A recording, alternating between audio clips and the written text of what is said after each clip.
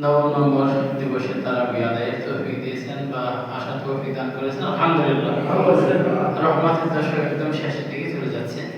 এই জন্য আমরা হিসাব মিলাই যে আমরা রহমত পাওয়ার জন্য কত কাজ করতে পারছি, কারণ আল্লাহ দয়া ছাড়া কিছুই হবে না। আর রহমতের দশক চলে গেলে আবার 1 বছর পরে এই দশক আসবে। এর অর্থ হলো যে আল্লাহ রাব্বুল আলামিন রহমত, মাগফিরাত, নাজাতের বার্তা দিয়ে আমাদের ভিতরে রমজান পাঠিয়েছেন।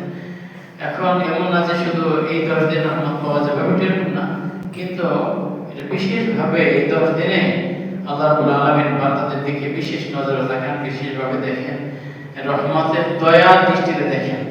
এই জন্য আমরা যদি আর বাকি একদিন যা সময় আছে এর মধ্যে যদি আমরা সুন্দরভাবে রহমতের কাজ করি, দয়ার কাজ করি, আল্লাহ তাআলা একদিনে এক মুহূর্তের আমল দেখে খুশি হয়ে যেতে পারেন।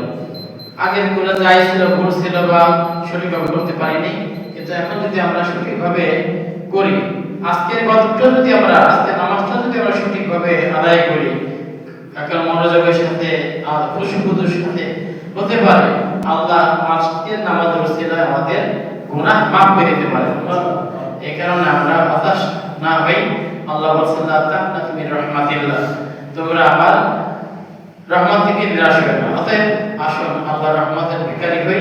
আল্লাহ রাব্বুল আলামিন আমাদের সবাইকে আল্লাহর রহমতের ছায়ায় অবস্থান করুন, তৌফিক দান করুন। আমিন।